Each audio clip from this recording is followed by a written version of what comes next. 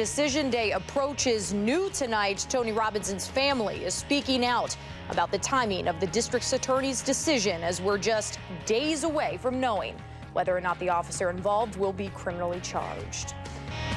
Good evening and thanks for joining us here. I'm Danica Lewis. After 6 weeks of investigating, more than 100 reports, more than 60 witness accounts of what happened between Officer Matt Kenny and Tony Robinson, today, Dane County District Attorney Ishmael Ozan said he will make his indictment decision known on Tuesday. The 48-hour notice coming out this Mother's Day afternoon. And the night team's Matthew Simon is here now to tell us it comes as members of Robinson's family are taking part in Million Mom marches across the country, right? Right. Million Mom marches are for mothers who have lost their children to what they call police violence, a place to peacefully protest with a collective voice. That is where Tony Robinson's mom was this weekend in D.C. and at the Rochester, Minnesota march today, where Robinson's grandmother and aunt found out the DA's decision about if the officer who shot and killed Tony Robinson will be criminally charged is about to be released.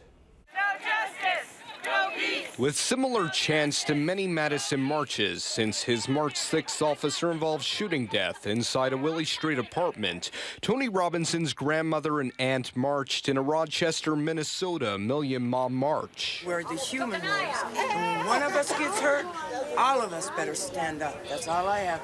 That's what I feel. It was here more than 2 months after his death. Tony Robinson's family found out Dane County DA Ishmael Ozan has reached a decision whether to indict Officer Matt Kenny. That decision has finally come, and I'm worried about how we respond as a community. Ahead of Tuesday's decision, Dane County Boys and Girls Club CEO Michael Johnson, along with other Black Leadership Council members, have released a YouTube video on the city's channel, urging parents to talk to their children ahead of the decision. I think we want to communicate not only to young people, but also to law enforcement officials that our response is critical, and that the way we respond is going to determine what the next few years of our city look like. In a statement, Madison Police spokesperson Joel Despain said the department has been planning for weeks to respond to Tuesday's decision, going on to say it is quite possible that there will be civil dissent and the men and women of the MPD will, as they have done in the past, help facilitate the safe movement of people should they decide to exercise First Amendment rights. And there will be heightened emotion. And that's okay. People should be emotional anytime we lose a young man in our community, but we cannot allow what happened in Baltimore to our city. That cannot happen. And Johnson says Black community leaders have been meeting every week with police representatives from across Dane County to make sure once Tuesday comes, there's plenty of leadership also involved in the response.